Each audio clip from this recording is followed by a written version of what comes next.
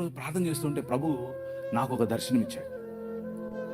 కళ్ళు తెరుచుకునే ప్రార్థన చేస్తున్నాను, కళ్ళు మూసుకొని తిరగట్లేదు, కళ్ళు తెరుచుకునే ప్రార్థన చేస్తూ ఉంటే ఆమోసు గ్రంథం ద్వారా ఆయన మాట్లాడి అనేకమైన జనాలు నెత్తి మీద టోపీలు పెట్టుకుని తెల్లటి వస్త్రాలు వేసుకుని ప్రభు అయిన యేసు క్రీస్తుడికి పరిగెట్టుకుంటూ రావడం నేను చూశాను, నా దర్శనంలో చూశాను. ప్రభు అన్నాడు, నువ్వు ఇందోర్ అనే పట్టణానికి వెళ్ళాలి అన్నాడు. ఇందోరా ఏంటిది? నేను ఎప్పుడు ఇండ్లా, ఆ ఊరు ఎక్కడ ఉంటుందో నాకు తెలియదు.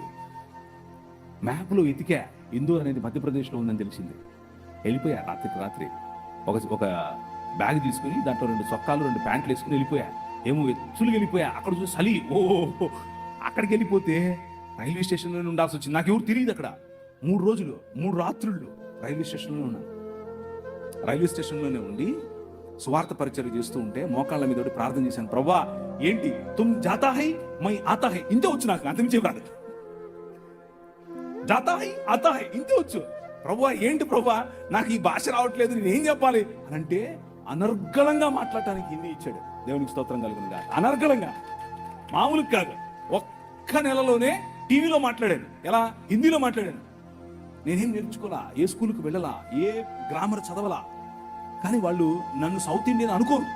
ఎందుకు అనంటే నేను మాట్లాడే హిందీ అంత శుద్ధంగా ఉండేట్లుగా మాట్లాడాను ఆ రోజుల్లో, ఒక్క నెలలో. కారణం ఏంటి అనంటే ద పవర్ ఆఫ్ గాడ్.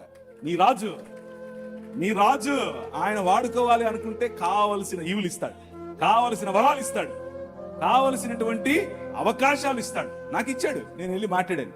అక్కడ కలిసాను నా భార్యను. అక్కడ నేను పనిచేసేటటువంటి, అంటే నేను ఏ సంఘంలో అయితే వెళ్ళానో ఆ సంఘం పాస్టర్ గారు అమ్మ లడ్డులాగా దొరికాడు అనుకున్నాడు ఏమో తెలియదు, కానీ అలా కూతురిచ్చి పెళ్లి చేశాడు. నిజంగానే ఆయనకు నేను లడ్డుగా దొరికానో లేదో తెలియదు, కానీ నాకు మాత్రం నా భార్య లడ్డుగానే దొరికింది. మామూలు లడ్డు కాదు. ఇప్పుడు నేను చేసే పరిచర్య, మీకు కనిపించే పరిచర్య, నేను చేసే పరిచర్యల్లో ఒక 10వ వంతు మాత్రమే. నిజంగా చెప్తున్నాను, 10వ వంతు మాత్రమే. చర్చ్ ప్లాంటింగ్ కానివ్వండి, రోడ్డు మీద పడుండే వాళ్ళని తీసుకొచ్చుకోవడం కానివ్వండి, పిల్లలను పెంచడం కానివ్వండి, డిసైపుల్షిప్ ట్రైనింగ్ కానివ్వండి, బైబిల్ కాలేజెస్ కానివ్వండి, బిజినెస్ యాజ్ మిషన్ అనే పరిచర్య కానివ్వండి, వ్యాపారాలు స్థాపించే పరిచర్య కానివ్వండి, పొలిటీషియన్స్గా ప్రజలను రిలీజ్ చేసే పరిచర్య కానివ్వండి, ఇలాంటి పరిచర్యలు, అనేకమైన పరిచర్యల్లో నా భార్య నా ముందు నాకు వెనకుండి నడిపిస్తాయి. మామూలు కాదు. నేను తల, కానీ ఆమె మెడ.